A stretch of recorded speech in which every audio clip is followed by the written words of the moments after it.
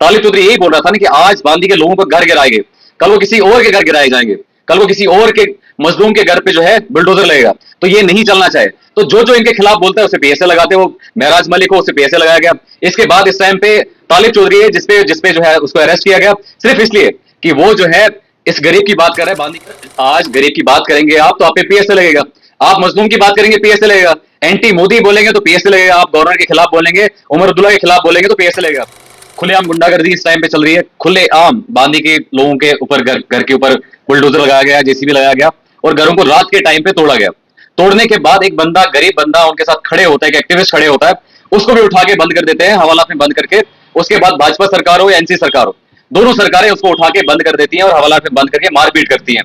लेकिन आप मुझे बताओ, एक गरीब की बात करने के लिए कब से जुल्म हो, कब से जो है ये बात गलत होगी कि आप गरीब की बात कर रहे हैं। एक गरीब की बात करने के लिए जिनका घर तोड़ा गया, जिनका आशियाना तोड़ा गया, छोटे छोटे बच्चों का स्कूल चले गया, छोटे छोटे बच्चों का बेचारों का हेल्थ प्रॉब्लम होगा, बाकी चीजें प्रॉब्लम है, पानी नहीं है, खाना नहीं है उनके पास, उनकी बात करने के लिए तालिब चौधरी आया। तालिब चौधरी खड़े हो गया और पुलिस की खुलेआम गुंडागर्दी, बीजेपी की खुलेआम गुंडागर्दी, मोदी के यहाँ के पुलिस और यहाँ के मनोज सिन्हा का पुलिस और एनसी गवर्नमेंट का चुपचाप बैठना, खुलेआम तालिब चौधरी को मारपीट करना, कहीं ना कहीं ये जुल्म है और इसके खिलाफ हम सबको खड़ा होना पड़ेगा, हम सबको बोलना पड़ेगा। तालिब चौधरी पे जो आज जुल्म हो रहा है, कल को मेरे साथ हो सकता है, कल को किसी के साथ भी हो सकता है।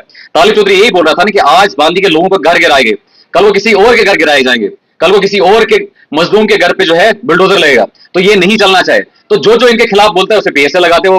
महराज मलिक हो, उसे पीएसए लगाया गया। इसके बाद इस टाइम पे तालिब चौधरी है जिसपे जो है उसको अरेस्ट किया गया सिर्फ इसलिए कि वो जो है इस गरीब की बात कर रहा है, बांदी के लोगों की बात कर रहा है, जिनके घर गिराए गए। आप मुझे बताओ, हमारे घर गिराए जाते हैं, हमारा आशियाना तोड़ा जाता है, हमारे बच्चों को बेघर किया जाता है, उनका स्कूल से दूर किया जाता है, लेकिन उसके बाद भी आप बोल नहीं सकते हैं। अगर आप बोलेंगे तो पीएसए लगेगा, बोलेंगे तो आपको थाने में जेल में डाल के आपको मारपीट की जाएगी। सर, आज गरीब की बात करेंगे आप तो आप पे पीएसए लगेगा, आप मजलूम की बात करेंगे पीएसए लगेगा, एंटी मोदी बोलेंगे तो पीएसए लगेगा, आप गवर्नर के खिलाफ बोलेंगे, उमर अब्दुल्ला के खिलाफ बोलेंगे तो पीएसए लगेगा। ये टोपी फैला के हमारे पास आते हैं जब इलेक्शन होते हैं कि हम आपकी रक्षा करेंगे, आपके घरों को बचाएंगे, आपके लोगों को बचाएंगे। लेकिन जिस टाइम इलेक्शन खत्म होते हैं, जब ये सरकार में आते हैं, पावर में आते हैं, इस टाइम पुलिस का इस्तेमाल करके ओपन गुंडागर्दी कर रहे हैं। और पीएसए क्यों लगेगा? एक गरीब के साथ खड़े होने के लिए पीएसए लगेगा। एक गरीब के साथ उसकी बेचारी, उसका आइडेंटिटी खो गया, उसका घर खो गया, उस बच्चे का घर खो गया, उसके लिए आप पीएसए लगाएंगे? फिर तो कोई गरीब की बात ही नहीं करेगा। और कल को आप इलेक्शन में आएंगे, आप बात ही नहीं करना कि गरीब के लिए बात करनी है, आप यही बोलना कि हमने घर गिराने, आपने जुल्म करना है।